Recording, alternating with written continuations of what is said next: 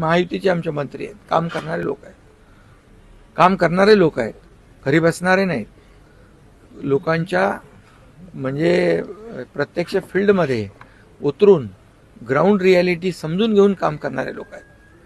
Facebook लाईव्हवाले नाही आहेत, समजले की नाही? त्यामुळे फरक आहे महायुती. म्हणून 2.5 वर्षात आम्ही जे काम केलं, 2.5 वर्षामध्ये महाविकास आघाडीने थांबवलेले प्रकल्प, स्पीड ब्रेकर टाकलेले प्रकल्प, स्टे दिलेले प्रकल्प ते आम्ही मार्गी लावले. एकीकडे विकासाला चालना दिली, दुसरीकडे लोकाभिमुख कल्याणकारी योजनांना चालना दिली. याची सांगड आम्ही घातली. म्हणून 2.5 वर्षामध्ये तुम्ही माहिती आहे ना, तुम्ही सगळे साक्षीदार आहात, एवढे निर्णय कधी झाले नाही. लोकांच्या हिताचे निर्णय आम्ही घेतले. म्हणून लँडस्लाईड मॅन्डेट लोकांनी दिलं. एवढी मेजॉरिटी कधीच मिळाली नव्हती. ती महायुतीच्या 2.5 वर्षाच्या कामाची पोचपावती आहे.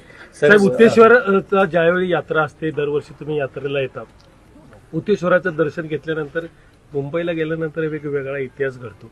ह्या वर्षी यात्रा आहे, आता काय वेगळा इतिहास घडवायचा आहे का डोक्यात? नाही, यात्रेला बाबा येऊ नये काय? दरवर्षीप्रमाणे यात्रा आहे आणि श्रद्धेचा विषय आहे. इथे काही राजकारण नाहीच आहे. संतोष देशमुख प्रकरण चिघळताना पाहायला मिळतंय. तर त्यांच्या कुटुंबियांनी आज पाण्याच्या टाकीवर चढून आत्महत्या करण्याचं आंदोलन केलं. याच्यानंतर जरांगेंनी असं म्हटलंय की हा जो खटला आहे तो फास्ट ट्रॅक कोर्टामध्ये चालवण्यात यावा आणि वाल्मिक कराडे यांना ताबडतोब या प्रकरणामध्ये अटक व्हावी. संतोष देशमुख प्रकरण अतिशय दुर्दैवी आहे. अतिशय निर्घुणपणे ती हत्या झालेली आहे आणि माणुसकीला काळीमा फासणारी घटना आहे. शासनाने पूर्णपणे ते गांभीर्याने प्रकरण घेतलंय. मुख्यमंत्री महोदयांनी स्वतः यामध्ये SIT लावली आहे, CID इन्क्वायरी करते आहे आणि त्यामध्ये मोका लावलेला आहे. याच्यामध्ये जे आरोपी आहेत त्यांना अटक केलेली आहे आणि काही जे आरोपी आहेत एकही माणूस सुटणार नाही बिलकुल.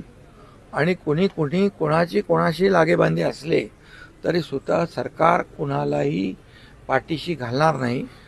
त्याच्यावर ज्या पद्धतीने निर्गुण हत्या झालेली आहे तशाच प्रकारची कडक कारवाई, फाशीसारखी सजा या गुन्हेगारांना मिळाली पाहिजे. यासाठी सरकार पूर्णपणे जी कायदेशीर प्रक्रिया आणि न्यायालयीन प्रक्रिया करेल, न्यायालयाकडे विनंती करेल आणि त्यामुळे कुणालाही, आणि फास्ट ट्रॅकवर केस चालेल, याला जे विशेष दर्जाचे वकील हे सगळे काम करतायत, त्यामुळे कुणालाही यामधून माफी नाही.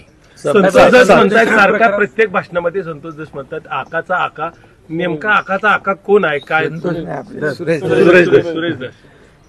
सुरेश धस यांनी हे प्रकरण फार गांभीर्याने घेतलेलं आहे. खरं आहे, वस्तुस्थिती आहे.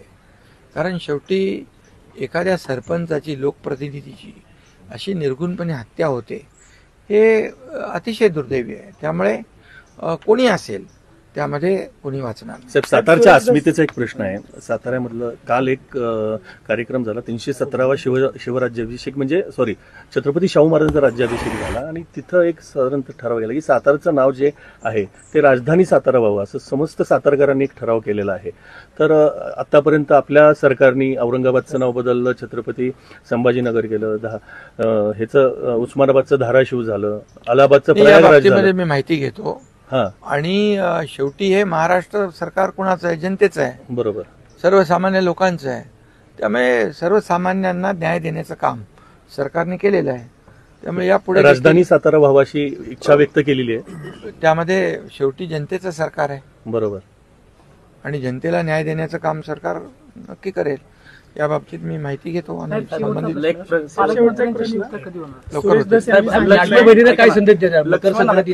लाडक्या बहिणींची योजना आहे तशी चालू राहणार.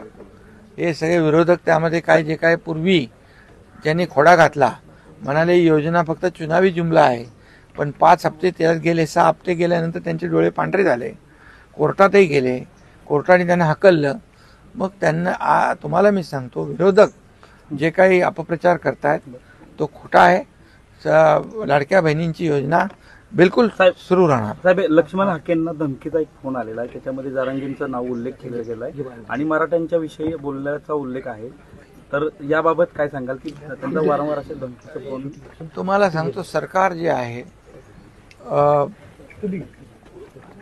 कुणावरही अशा प्रकारचा प्रसंग आला असेल किंवा कुणाला अशा प्रकारची धमकी आली असेल तर शेवटी सरकार म्हणून आमची जबाबदारी आहे. साहेब, एक शेवटचा त्यांना प्रश्न न्याय आहे की देण्याची. संतोष देशमुखांना जे फोन कॉल येत होते शेवटच्या 2 दिवसात ते नेमके कोणाचे येत होते याबाबत अजून स्पष्टता पोलिसांनी पत्रकार नाही, परिषदेत- या बाबतीमध्ये CID चौकशी करते आहे, ओके. तपासाचा भाग आहे. त्यामुळे या सगळ्या तपासात कोणी सुटणार नाही. बीडचं पालकमंत्रीपद घ्या म्हणून अशी मागणी लागली की म्हणजे एकनाथ शिंदेनी बीडचं पालकमंत्री व्हावं.